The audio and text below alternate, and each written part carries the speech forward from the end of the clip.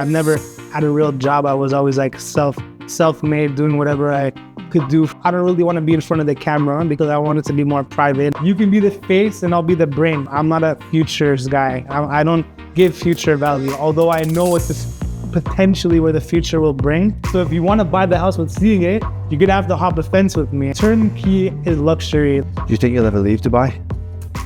No, unless they kick me out.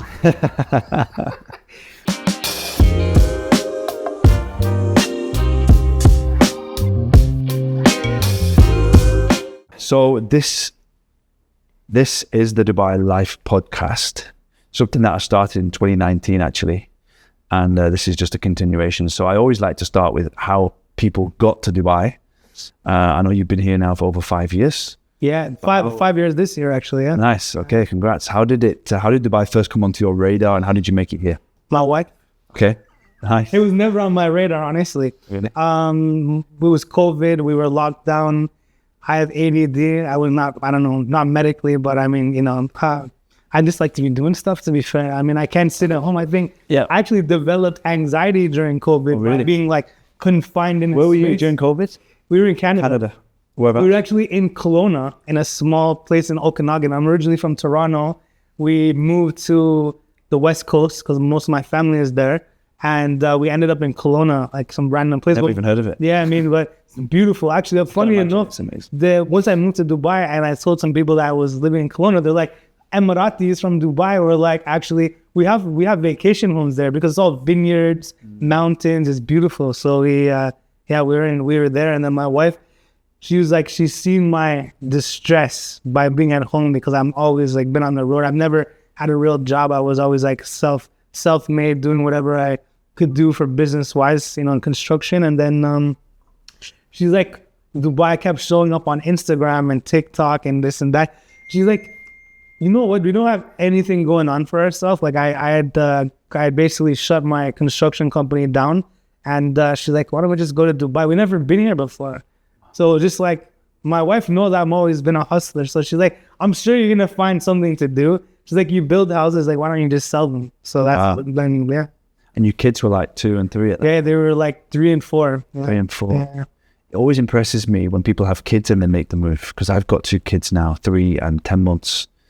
And yeah, there must be a challenge to move with the kids. But it's good when they're young. Actually, I think it's easier when they're young. Yeah, it's definitely easier when they're easier when they're not there at all, It is easier, but I mean, it's a blessing that they're there, but it's also a blessing when they're young because they haven't formed such attachments with some of their friends and stuff. I mean, so I think it's easier, but the kids love it. I try to take them on holidays and they don't want to leave. They're like, let's just go to Royal Atlantis or go to Ras Al Khaimah. And they're like, they love it here. It's nice. Yeah, it's incredible. We are so spoiled. That's what really terrifies me about raising kids here. I know, me too. That's the reason why we have a nanny. She doesn't live there, and we're very strict in like overhearing how they interact. Yeah. So we can make sure like they don't demand, because kids like growing up with nannies, like they demand, they're like very entitled. So it's quite challenging, which is why we had our own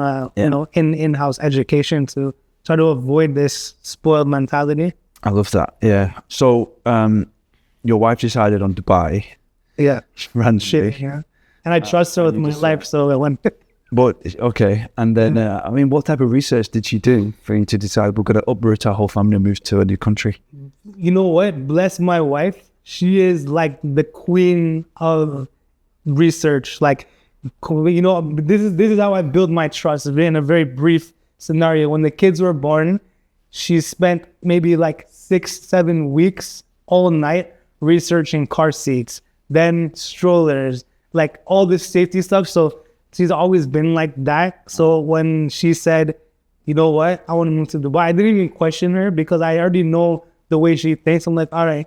And she obviously, I was maybe brushing off some stuff she was saying, but she's like, I've researched here, like Town Square, Sharjah, like everywhere in between. She already like did full like analytics reports in her mind what to do, even which plane we're going to take and not take for safety. Like, this is, I think, one thing when moms become moms. I think before we had kids, she wasn't like that. And as soon as she had, all of a sudden, I need to take control. Yeah, I need to take control. Head. Yeah. Amazing. So I just Remember this. I just went with it. Yeah. Nice, awesome. And so you landed in Dubai. What was your first move? How did you set yourself up and get into the property game? Yeah, so again, my wife, I said, basically I was like, if we're moving, we gotta get her here. You know what, she's, again, it goes down to, I asked her what I'm gonna do in Dubai. She's like, why don't you sell houses? I see real estate market is could be potentially good. And then she connected me with Guy Last, Guy Last Recruitment. He's brought in a lot of people. Yeah. I think I used to sit together when I first came to Dubai. So you could say you almost brought me here, I guess. Yeah, it's all because of no, Guy is a great guy. So we started together. Okay. Yeah, she got me interviews with them, and then I ended up, So you landed here first and then spoke to Guy? No, before. Okay. Before. And then did like the interviews, and then I decided which company I wanted to go with, and then so we moved here. I think we spent the first 3 weeks as a vacation, just to chill out, to explore, and then I just jumped in the hot water. So awesome. Yeah. That's crazy. I can't remember when we first met. Even me, somewhere in Dubai Hills. I know you were. I think you were. I was pretty active. You had just sold maybe the house in Hillsview. Yeah, Hillsgrove. Hillsgrove. Yeah. And like maybe a few months after that, I think we did viewings possibly. Yeah, we did viewings. I remember going back to the office and saying I'd just done a viewing with a guy, and I was actually using using the viewing as an example to the rest of the team. Okay. Because I thought you'd come from like a career in real estate sales. The way that you did the viewing and the way that you were interacting with the clients, I thought was really impressive because you were constantly asking for feedback. Yeah. And it was like it was like it's like you'd been taught but you hadn't, right? You just kind of always been in sales and just in your personality, I guess. Yeah, always been in sales and always been a people pleaser. Yeah. Because like if you properly assist people in the right way, then obviously then they build the trust with them, and then also more so I do it for that reason, and also for data collection for myself, which is what I've sort of used in the past for construction, understanding what people like, what they don't like. So when we implement, new ideas, then it's like, you sort of get past the barriers before they even come up. So it's something I think my mentor when I was young taught me. Okay, nice. Yeah. And then obviously a lot's happened since then. But for both of us. Yeah, for both of us, it's been a rise. But I mean, the market's been good. I think since you came, obviously after COVID, it's been like, it's incredible how the city's changed. Completely changed. This is not the same Dubai. Yeah. Even from 2 years ago. Yeah. So I'm sure it's to say, how long you been in Dubai? 12 years now. Yeah, so I mean, it's 12 years. 12 years on the 13th. So 27th of June we came. Yeah. Okay. But we were like the opposite to you. We didn't do any of that planning. We didn't have your wife to map things out. Yeah. So we were just like, nothing's really going on in the UK. I always say that we're quite lucky. Yeah. We didn't expect any of this, to be honest. We just had nothing going on in the UK, and it was like. So you were already married before you came? We were together. We weren't married. Okay. But how long you guys been together? My wife's not watching. I think maybe 14 years. I don't know. 2012. Almost 12. Me 11 years. 2012. Yeah. My wife's Dominican, so she'll never let me forget anything. Yeah. And that. My wife tries to say now, because we have like an anniversary when we first got together, then we got married, and she was saying it's our anniversary. I'm like, no, it's not. Our anniversary now just moves to one when we got married. We can't have two anniversaries. But that's the same with ours. Oh, really? Yeah, same situation. Maybe it's like it's something that happens in a couple relationship. Oh my God. Yeah. But yeah, we came together, and it was just like, to be honest, we weren't expecting much. I always tell the story. I came to Dubai before I went to London. Okay. And when I got here, everyone, like the locals, would say, oh, yeah, from London, from UK, that's amazing. We love London. We go all the time. I'm like, I've never been. I don't know what it's like. Well, you're from where originally? From near Manchester. Okay. A town called Wigan, which is really small. I mean, my grandfather's from Northumberland, actually. Oh, wow, okay. Yeah. So I grew up watching, what is it called now? With one of these British shows. There's so many, like Coronation Street. Yeah, like George Genley. Okay. When I was young, my grandparents raised me. I really respect to my grandfather. So I didn't really necessarily like the shows, but just respectfully. And you sort of get hooked into it. You can get hooked. Yeah, we used to be Coronation Street fans for sure. My brother, he went to America after college, and he would set his alarm early to catch up on Coronation Street. Terrible, honestly. So came into Dubai, and I mean, you seem to be off to a great start.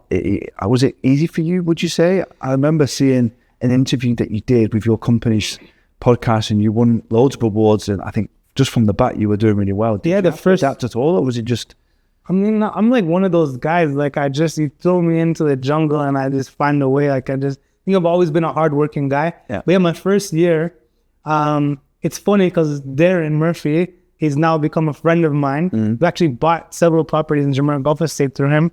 And where I really actually loved Jumeirah Golf Estate when I first moved here. But I'm also, I like to work smart, not so hard. I do work hard too. And I went to Jumeirah Golf Estate and I spoke to like several sellers, and everyone's like, I'm with Darren. I have this listed with Darren. And I'm like, who the fuck is Darren? You know what I mean? So I looked them up and then I called them, and it was like, man, respect to you. I speak to every seller, and it seems like you got this area on lock. So I'm like, I'm just gonna leave it to you. So actually, I left Jumeirah Golf Estate. I'm like, forget it. I'm not gonna go here. Actually, where did you go then? So I went to Ranches 1. I noticed that House Hunters and House and House, and it's the wives that are working there. So I'm like, I'm not gonna compete with the wives. You know, everyone's like. And then I went to Ranches 2. Okay. And then in Ranches 2, there was, I'm not gonna mention people's names, but there was an agent there that seemed to be sort of leading the way. And so I managed to get a buyer after 3 weeks for a Reem community villa. At that time it was like 1.7. I think now they're like 4 point something. And I managed to get the lady to make an offer, and it was through this agent. And then he disappeared. He ghosted me. And there was like 4 days. I went to the managing director. I'm like, I have a check. We're ready to close, but this guy is not answering his phone. Like, what do I do now? And of course, he's like, you know what? It's been 3 days or whatever. Just call the seller yourself. So I called the seller, and he's like, we sold this 3 months ago. So I was a bit of a bull in a china shop. I never had a job before. Don't know how to bite my tongue. I'm a little too chaotic, I would say, at some point. So I called this guy from someone else's phone. I'm like, I started tripping out, like, actually. And the funny thing is that my managing director's wife and his CEO's wife were best friends. So he ended up going and telling them that I was a little like going off on him, and I got in a bit of trouble and stuff. But anyways, long story short is that he was supposed to be like the top guy there, and he couldn't close the deal if he had his hand on the door handle. So I was like, you know what, this is perfect for me. Let me just go in and cause some commotion, because I like to stir the pot a little bit. And I did like 30 some odd transactions my first year in rentals too. So I sort of like, it took me like 3 weeks, and I managed to. And what did you, step by step, so you were like, okay, this is the area now. These guys are just not really up to my level. Yeah. I'm going to take over here. What did you do? I mean, I actually used to run a call center, so I've always been like a beast on the phone. So I just started just hammering the phones. Yeah. And completely cold. Were you targeting certain people on the calls? You just called? No, I was just calling everyone. I didn't really. Well, you don't think you get that much proper training. You get fundamental training in Dubai, but you don't get real proper like training. So I just started just hammering the phones, and then I noticed what people were doing was that they were listing properties that were not really for sale, knowing that other properties were for sale. So the person that they can convince them to do. And that time too, people were like forging signatures before the Dubai arrest, just to be, call it how it is. So it was like, I did a little hustling, whatever I needed to do. And then I would find out the houses that were for sale, not in a shady way where I'll go and pretend to do viewings like some of the agents were doing, but I would just like go around, I would see what was vacant, and then I figured out which houses were for sale. So I did get some real listings, but then I just did a lot of cross-selling. Yeah. And I just did it better than everyone else, I think. And also like Camellia was off plan, and Dream, some of them were not handed over. I had clients, like, they thought I was cool. I was like, look, I'm not gonna expect you to buy this without seeing it. So if you're okay, I managed to find a way to sneak inside the house over the fence. It was locked. So if you want to buy the house with seeing it, you're gonna have to hop a fence with me. And like, honestly, clients were down for it. So they're like, and they loved me for it. They're like, man, this guy's not just trying to sell me whatever. And so I sort of built, this type of personality with people. And so I ended up doing quite well. I love that. But I after my first year, I created chaos. I left. It was more just it was more so just to prove a point because that one person really pissed me off. And I was like, you know what? Boy, that was my motivation. Yeah. I like it. But then I left, and then he's still there, I think. Actually. Yeah. I mean, there's a lot of people that have just been around a while in an area that kind of do okay and just they get by, right? But it's interesting you said about getting access. There was an area, I'm not going to mention developers' names or locations, but there was an area where I really specialized in. It's completely off plan. I was doing a lot of resale, and the problem was access. Because again, everyone wanted to see what they were buying, even if it was half built. They could just see the plot, they would make a decision. And one viewing I had, and it was a really big client, VVIP client, and it was a big property as well. And they were on the way to the viewing, and I was like, I'm not going to be able to get them in here. I don't know. Like, it was just, I just agreed to it, and I thought, let's just see what happens. Even though I knew security just not going to let me in because I tried so many times. So I was like, you know what? I'm just going to go to this. I have no option. I'm going to drive to the construction site office, and I'm just going to see if I can speak to them. And I walked into this big porter cabin, and there was a lady on reception. And I didn't know what I was going to say. I walked up to her and I said, I knew PPE because I used to work in a warehouse. There was a hat and a high-vis jacket. So I just tried to sound professional. I said, hey, I've got an inspection. I need PPE.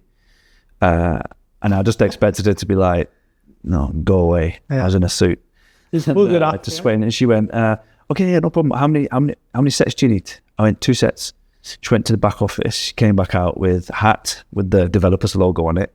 High-vis jacket, 2 sets. I still got it, by the way. I see why you didn't want to mention the name. Yeah, exactly. And then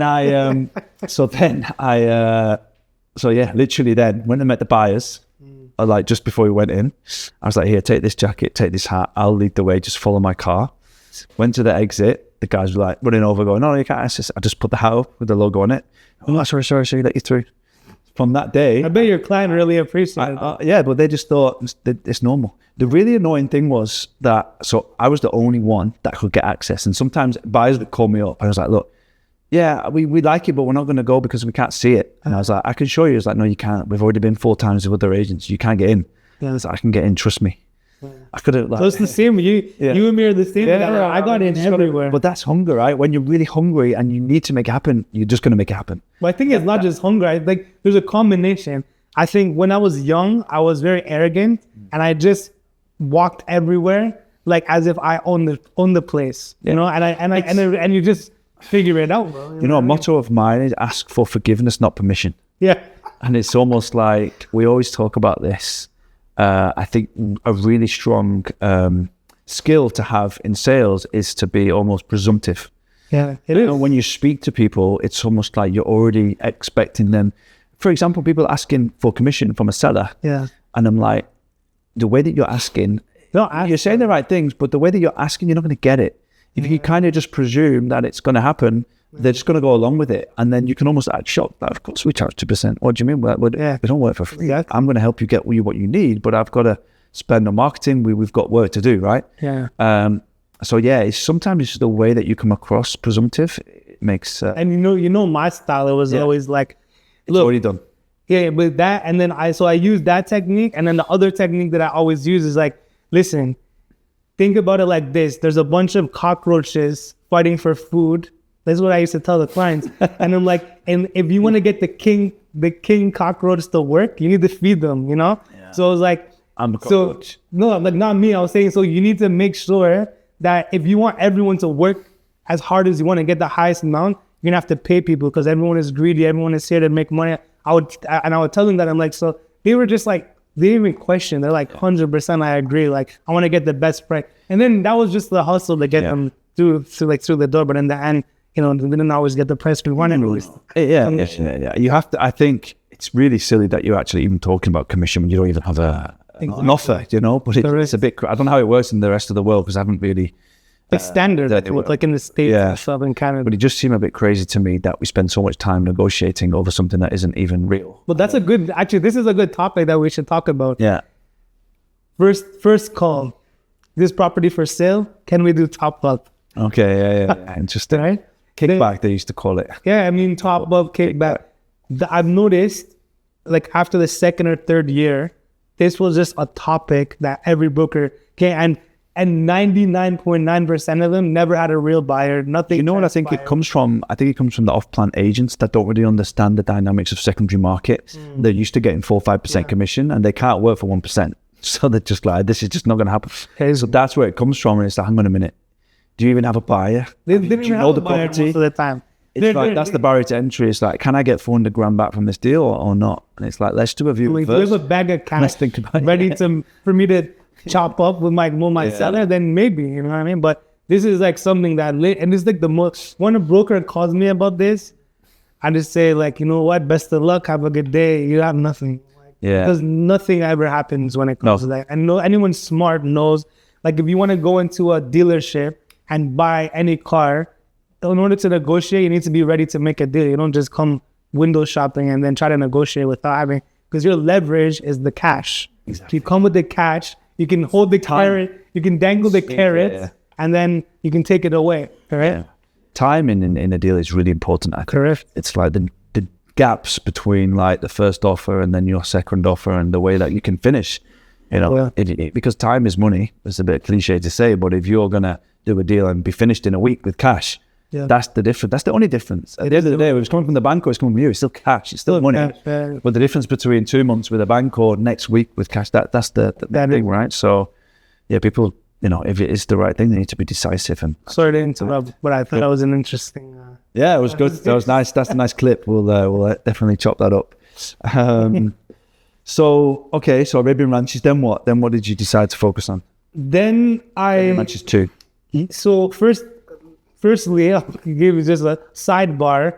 I couldn't stand the finishing quality in Dubai. So I was like, ranches was like brand new, and I was like, this is disgusting. So then I started exploring, and I went to Dubai Hills, and I actually made a cold call. And then there was this villa, Fairways Villa 5, that I ended up selling actually for 25 mil. That was like my next transition sale. So I went to Dubai Hills, and I'm like, all right, some of these houses are actually getting better. Still, I didn't feel like the value for money was there. Like I felt like it's a different story. But I moved to Dubai Hills, and I sort of said, you know what? I would like to get into the niche of more luxury properties. And it wasn't because I wanted, like most everyone just thinking I want to get into luxury properties for more commission, or I want to have that image. It was more so I was from the construction background, and in Canada and other places, like if you do a low quality job or not proper execution, you won't get paid. So trying to sell somebody something that I seen was like something that I would never get paid from as a contractor, I was like, I just couldn't like manage, like my values was like I couldn't do it. So so that's why I actually shifted to Dubai Hills. It was only just for that reason. And then I got lucky.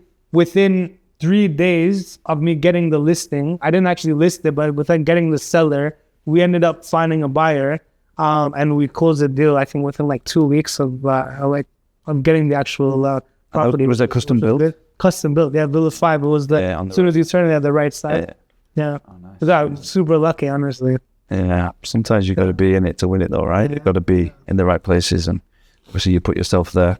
And then obviously that was a while ago. Lots happened. You've been building up, and now you're basically. Tell me about what you're doing right now with the fund and raising money, buying land, renovating, all these things. Tell me about how that's working. Yeah. So basically, look, everything pulls you back. I try to get out of the business because we used to basically work for clients rather than investors.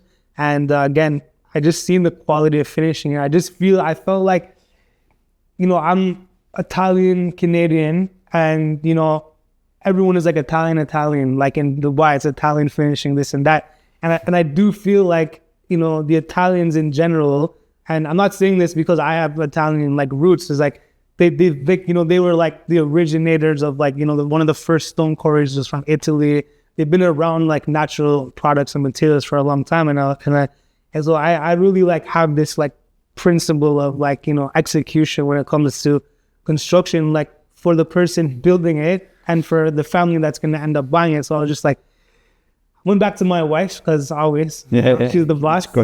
And I was like, so if I build for investors only, can I do construction again? Because she really wanted me to get out of construction because It just occupied all of my time because, constant changes when you're building for people that are doing it for themselves. And she's like, you can do it, but the moment I find out that you're building for someone that's going to live there, we're done. Even to that extent, because it put a lot of strain on a relationship. So yeah, basically I was like, look, I'm going to set up this company so the investors are not getting the piss taken out of them for, the building materials and the finishing that's getting done, and then bridge the gap between the families that are going to purchase the houses. And I actually hate when people say end users, because end users are very that's a derogatory term, but in the end, it's families buying the houses. Could be an investor. And I wanted to bridge the gap, but not only that, give good value for both sides, because a lot of people, I think, they take advantage. If they have the best product, they want the biggest price. But then where the market is now, the biggest price means for them that, there's not going to be a lot of capital growth in the near future. So that was sort of the whole reasoning behind setting this up, bridging the gap between all parties. And that's sort of my inspiration. And then, not just doing what everyone else is doing, selling off plan, going into the secondary market. I wanted to create value for investors. Talk to me about your first project that you did with this new idea of renovating. Yeah, so basically it was more of a collaboration. So one of my clients had bought a house in Jumeirah Golf Estate, and we met because he was buying some off-plan projects. They ended up buying some stuff from me as well, and I was sort of just expressing my vision and stuff. It was sort of before I took the leap into it. And then I coordinated a contract with them, and then a contractor, and because I introduced the contractor, I stayed on every day. I went to the site to make sure that it was delivered on time. And then the client really appreciated the fact I was there from start to finish. And they ended up selling it, I think, for around 25 million or so. It was 25.6, and this was one of the highest transactions at the time. And then that was then my client actually suggested, look, rather than just doing construction and then standing aside until it's ready and selling, you should offer this turnkey solution, because it seems like you're really good at what you do.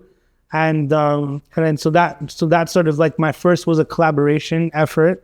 And then basically somebody that was working at the same company of mine, we sort of clicked. I helped him close some of his first deals when he was struggling. And he was well-spoken, British guy as well too. So I said, look, why don't we use my idea? I don't really want to be in front of the camera because I want it to be more private. Nowadays, we're stuck on camera. Here we are. But I'm like, you can be the face and I'll be the brains. Obviously, it's my idea, but you like to be in front of the camera. And so he actually, from me sort of coaching with my ideas, we managed to get clients coming in from YouTube. So we got actually one of our clients that we just transferred today, Meadows. Meadows was a record-breaking sale, Meadows 6. We bought it for 8.8 and sold it for 16.35. So we did nice. We did pretty well. And then another property, actually, while we were here, we just closed. Well, yeah, I don't know who's buying it, but we have two buyers ready to close today. So we're having a check today, but that's actually our third project. Okay. And then that one we bought for 9 and we were selling it for 17.5. So we're in. When did you buy that? What year? How long? So that one took a little longer. Took us 12 months. Okay. But then Meadows took us 8 months. So, it's niche. The Masonette is very niche, right? And Monty, it's not a searched area. Yeah. But the view is crazy, and the ROI was higher as well too, because we sold it for even more. Got it. But so those are our first batch of projects, and now we have 7 other projects on the go. But amazing. Yeah, in the last 12 months has been a journey of building our case studies. Yeah, that's what it's about. Rather than lying to clients, saying creating fake case studies. Yeah, they're not fake because they're it happened. It happened, but I wasn't a part of it, so I don't feel right. Using that as a thing. I did use it to sell it and say these are the studies that are happening. I didn't take part in it, but I do know the contractor and approximately the budget, so I could use it. But people don't trust you until you've done it yourself, of course. I'm with you. So when you sit down with someone now that's interested to get involved with this, what does the process look like? Yeah, so firstly, we have 3 sides to the business. So we're an investment consultancy. So we can take a singular investor as an equity management sort of where they would pay for the entire construction, buy the house, and then we would just do the full process. The process starts with full feasibility studies. So we've actually built a team with somebody, ex-Procter & Gamble, was head of construction and engineering. So he does a full QS report, funding strategy, deployment strategy, and then we do like a whole case study on the area. And then we go into the area, we see all the houses under construction. We do a call out to these houses and we understand who's going to sell. So we do a very deep dive into the market. And then once we identify a house, then we basically, start the process from there. So that's one aspect, is full equity management. Second would be we have set up an SPV and we identify a house in the same manner. And then we put 3 or 4 people together into an SPV, do the shares through the SPVs to obviously secure the investor. And then the third strategy is coming in as a joint venture partner with the client. So we have three different partnerships with different funds and a private investor that will essentially fund the construction in full. And then we can have an investor just purchase the house, and which we're finding very successful because a lot of the people, they're like, well, if you that's believe the JV it, model. So yeah, you've got someone that buys the house, and someone that funds the construction. Correct. Through Highgate. So we would essentially be the investor behind it. But it would be the funds. Again, a lot of people lie, even my competition, and say the money is coming from their side, but there's always like a backer. So again, our model is full, clear transparency, nice, down to construction, materials, filming, like every single aspect of the construction side. Like if I tell you I'm going to have something that's behind this Gibson, I'll have a video and a picture to prove it, along with my time-lapse cameras, capturing them and installing it. So our model is full transparency, honestly. People talk about it, but we're doing it. Yeah. That's interesting. And where are most of your clients coming from these days? Honestly, all of our clients have come through social media and referrals. So we have one agent that used to work for the company I was working at.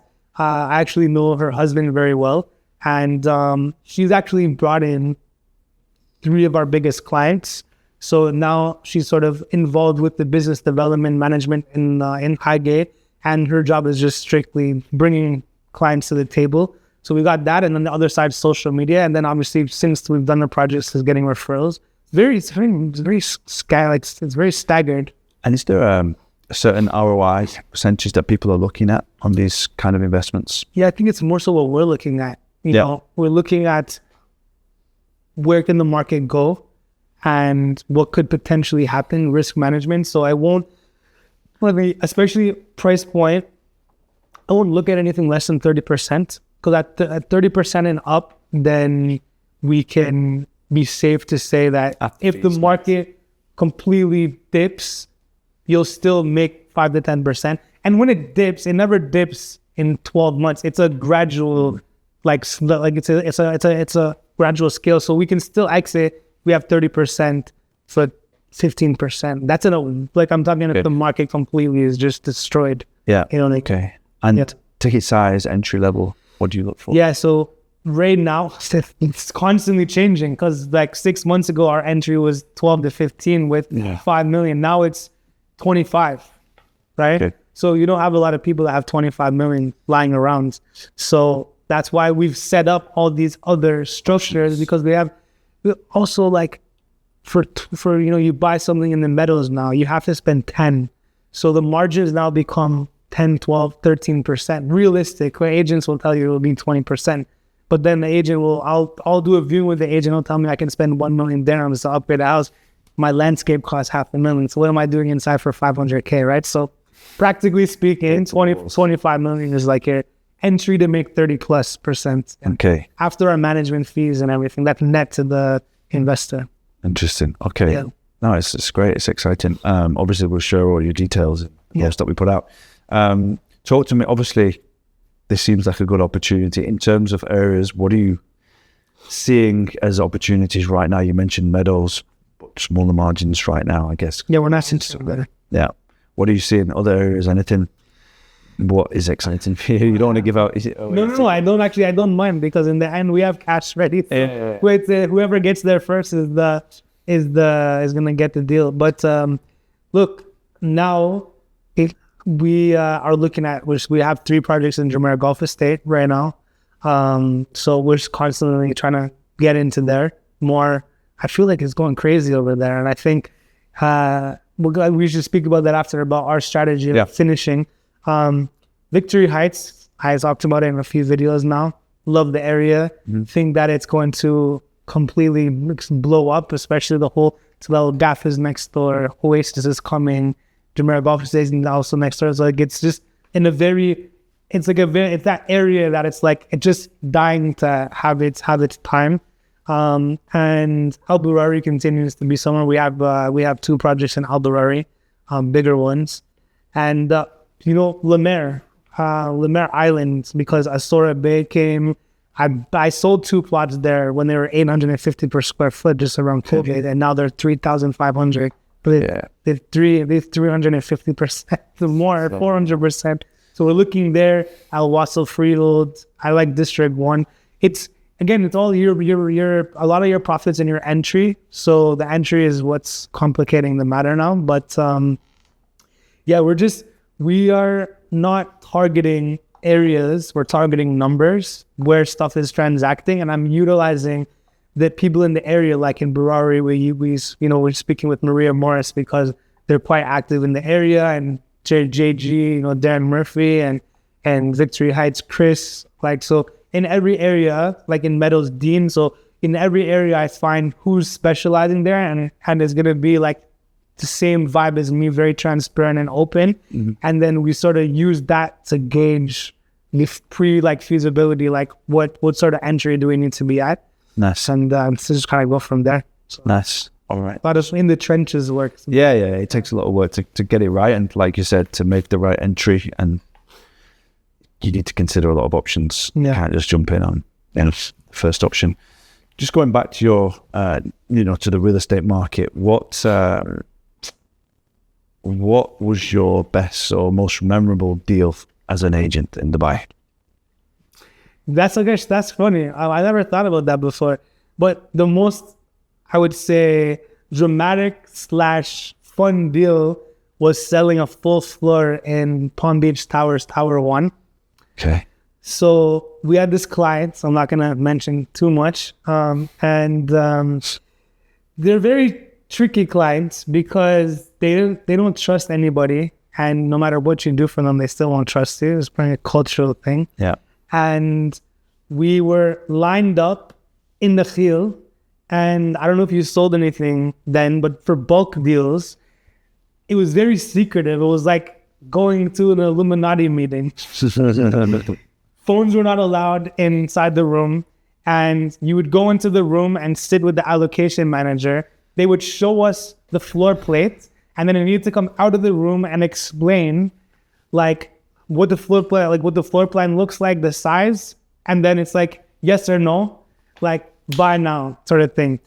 So I did a good job. We closed, I convinced them, we got the deal done. But then this buyer registered with 2 other brokerages, and someone from their side was trying to get some kickbacks and stuff. So we ended up fighting, we were in a battle. So we booked the unit, and then the other agency was we had them booked in first, and this, and it was a huge drama, and it was a nail biter. To the very end, we thought maybe it was not even going to happen. So I would say that was the most dramatic and memorable one. Maybe not in a good way, but it was super. It was fun. I enjoyed the whole drama. I guess I married a Dominican woman for a reason. I think I like it keeps things fun. You know what I mean? So I think that's why I like stirring the pot too. I think people work the best when they're on their toes. Yeah. And I've always been good at training salespeople. So you have to keep them, guessing. Yeah. And if they can't guess right, then they're probably not best suited for the industry. I like it. Yeah. What about you? Can I ask you your best done? So many. I mean, I've got some similar to that, which didn't happen, which were quite interesting. I seen a video about that. Actually. Which one was that? About something in, I think it was in Dubai Hills. And then you mentioned something about the fact that even when you go to the golf course. I'm not going to say the number, but you'll see the villa. It's really stand out because it's like a really ugly, horrible building. that they built. But yeah, that was a tough one. That was that wasn't on my birthday, but that was crazy. Yeah, because we worked with the guy for basically a year, and we went with him to the. It was when there was just sand. All Hills View was just plots. And he'd seen a few, but he hadn't seen the one that we found. And we went straight to the office of the developer, sat there we got the director down, and we just hashed it out on the table. We negotiated him an extended time to build, give him a better payment plan, because you could do that in those days. Yeah. We had a 5-year payment plan, everything. And we left at about 9:30 at night. And he said, just give me this evening, I'm going to send the drawings to my architect overseas, and I'll let you know in the morning. And lunchtime came. A friend of mine who was working in the developer said, I was having lunch with my family, and he said, you need to come down here quick. I was like, what do you mean? He said, the guy's in here now. He's booking the unit with another agent. It was a plot, right? Yeah, he's booking the plot with the other. So I drove down. I didn't know what I was going to do. And then he called me and he was like, look, you can't come in because I'm not allowed to tell you, you know what I mean? I'm going to lose my job if you come in and make a big scene and we don't get the deal done or whatever. Yeah. So I was literally sat in the car looking through the window, and I could see him and his wife and this other agent inside. I was walking around the office. Yeah. I was looking through, and I messaged him and I said, hey, looks like that plot's just been taken, because it just went off the inventory, because he just booked it. And I was literally watching him message me back saying, oh, is there anything else? And he's just lying to me. That was a tough one. I mean, there's been so many. Yeah, I've had cases like that too, for full floors as well. Because I didn't really do offline, but I sold a lot of offline. I think the key to selling offline is understanding the secondary market. So since I was really well tuned with the secondary market, it was quite easy for me to sell clients on where the next move is going to be, right? Exactly. Yeah. Coming up with a plan on when you're going to exit, what you're going to do. And being able to sell them bloody. Yeah. Because most of these offline guys, but not even that they're going to disappear. Even if they sell it and it becomes profitable, they don't actually know how to sell it. Honestly, that's why we started ACO initially, because obviously we sold out our project, 280 units. And then the problem was that a lot of the buyers were overpromised from the agents. Yeah. Like, don't worry about the final payment. It's 50%, but you don't need to, worry about that, because we're going to sell it for 30% before. It's a tricky location. I promise that too. 100%. So it's a great location. It's tricky anywhere, right? But there's obviously some development coming in the area, so it's not easy. And for buyers to pay 50% upfront plus a premium, when they can't move into the property, it's difficult anywhere. Yeah. And so the agents were like, look, can you just help these guys resell? That's why I opened the brokerage license, because you can't do that from a developer license. So that's what we've been doing, helping there. And then obviously we're doing everything else now. But it's I did a video the other day. You saw it, right? Like flipping. People would come in here with the clients and mention flipping. Yeah. I don't know. Flipping for me just has the connotation, the word of flipping, like, because when I first came to Dubai in 2013, I don't know, flipping was like where people made big mistakes when the market dropped in 2008, because they were all flipping, and then... Well, flipping was different, because stories that I heard when you guys were maybe a year, 2, 3 years before, brokers would... Flipping in the queue for the launch. That, and then you could only put like 10% down and then resell it and stuff like. So there was I think that was a completely different time. It was before my time, but I heard lots of stories about it. Yeah, crazy days. And even it was before my time, to be honest. But flipping in terms of like renovating, reselling, that for me, that's not flipping. That's renovating and reselling with value. It's creating value. It's I think one thing that some good contractors in Dubai have done is identified what style people like and what's timeless, and using the right materials. And every single project they do, they break records. Yeah. And this is the thing. Dubai is also at a very beginning stage. Like, every city has a cycle. Like, every 15 years, you need to sort of rejuvenate an area. It's even sometimes 20 years. And now it's like our first cycle. So it's actually, I feel like anyone that's getting investors that are watching, that are getting into the business, they will not understand. Actually, I was sat with a very big investor who holds a big portfolio here. And it's something I actually didn't think about doing. He went to DXB Interact and he searched all the villas and all the top transactions from high to low.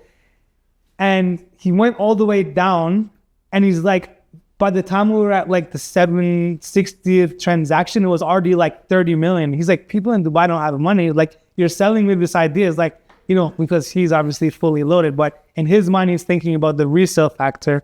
And one thing that was hard for me to explain to him was that there isn't actually that many houses to sell.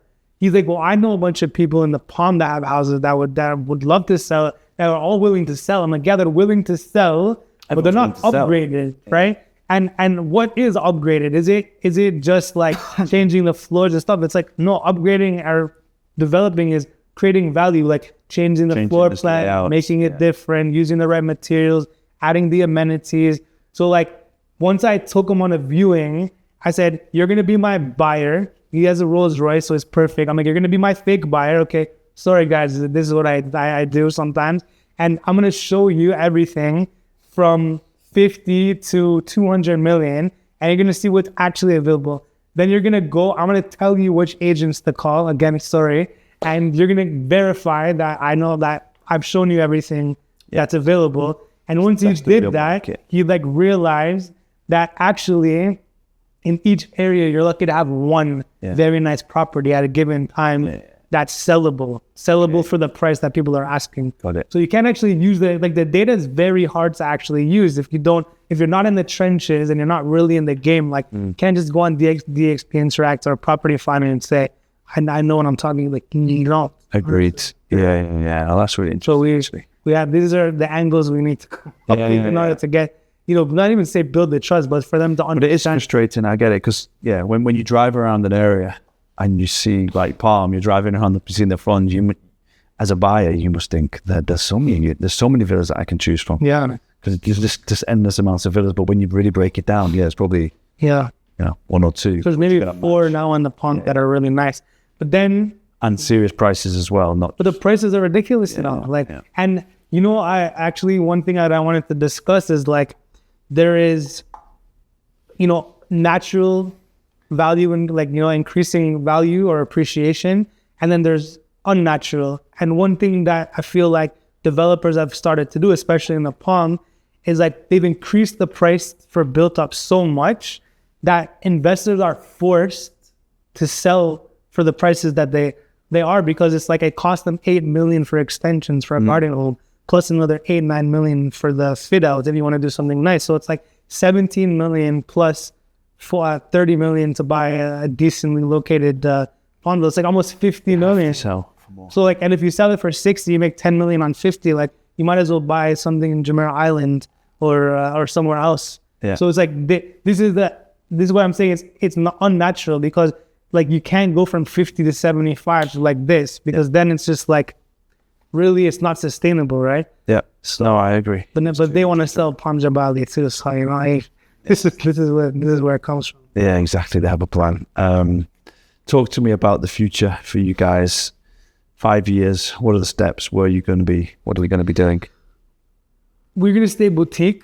For us, I think if we break off and scale, we'll be a completely separate company to get into, because of course we are gonna build with family offices and other management companies, like equity management companies and wealth management. And there will become a point probably in the next 18 months where we're not gonna be able to take on any more clients, because if we do, we're gonna sacrifice quality. And I think besides that, we are, I had also someone tell me, it's like, you need to remain like Louis Vuitton, like Hermes. You don't just sell to everyone and you trickle out the stock. And if you're going to live in a top class sort of asset and doing super prime properties, you don't want to have too much available. So we're going to stick to doing like 15 properties max per year, so we can control the scarcity. And then once, because it will come, then we're going to probably scale into doing like small buildings and towers and stuff like that. But again, we might not. It really just depends. It really, maybe Abu Dhabi starts going and we'll start doing some things there. Yeah. And start doing more custom, do some custom builds. But we really want to keep the finishing level there. And I personally want to be able to oversee everything. I can't look at more than 15 places without sacrificing on quality. And it's for us, I think that's good. Just remaining boutique. What makes a property super prime for you? Look, besides the location, it's material selection, it's the amenities in the house, it's the energy that the house brings when a client walks in. And I think, I think most people don't use the right materials. Also, the flow of the house. How does the floor plan flow? The size of the bedrooms. How does the kitchen tie in with the house? Especially with a lot of European buyers that we have. And then the view. There's so many variables when it comes to super prime. And again, with the right size, you have to have those tick those boxes. Even if most of the time nobody uses a cinema room. Nobody uses the cigar lounge, but later on when you sell it, it becomes a selling feature. And actually, because they haven't used it, it's still almost brand new when they sell it. So it's just having these things in the house is very, very, very important. Because what I found is that in Dubai Hills, when they're doing the Fairways villas, they would say that there's a room for the cinema, there's a room for the gym, but it's just a room. Yeah. You know what I mean? They didn't put the effort to even put a cheap screen in and some chairs. So it's turnkey is luxury. Turnkey. Having all the furniture, all the decorations, the things you don't need to think about, so someone can just literally move in. What do you say to someone who says, that's fine, but I want to leave it not turnkey so that the new buyers can decide what they want to do with the space? Then I won't work with them. We have our model. We will not bend our model. So part of that is design. Like I was saying earlier in the video, I've compiled personal data of every rejection of why people have not bought houses since I've been in Dubai, and I've mentally stored them and now use them for our design and our patterns with floor plans and that. So if our company is not going to have control and someone wants to get too involved and have their personal touches in it, we'll either not do it at all, or I'm going to make them sign a waiver saying, because of this, I cannot guarantee this. And then eventually they'll either say, all right, I get it. You guys just do your thing. Because I cannot guarantee a resale price, but I can say, I know that I'm going to sell it for this if I use this, and this in the property. And I think one important thing is I give everyone today's value. I'm not a futures guy. I don't give future value, although I know what potentially where the future will bring. I say, if your house was ready today, it's worth 40 million. That's exactly right. You got to do that. People who talk about this, nobody knows. You can only go off what's happening right now and hope. The trends are showing that in the right locations, the right types of property, you're going to be okay and you're going to do really well. But you got to look at if it was ready today. So we're not trying to sell people, because that over-promising is selling. Yes. Giving people false hopes is not part of our business model. I would much rather, I have to look like a superstar when it's done. I need to sell it for more. And we've done that on every single house so far that we've done. We've given at least 2 million under what we thought it would sell for. And I know what it's going to sell. I have a very strong vision that what we're going to do is better than 90% of the other houses coming to the market. Nice. So if what you're doing now was banned tomorrow, it wasn't allowed, let's just say there's not allowed to make money in real estate.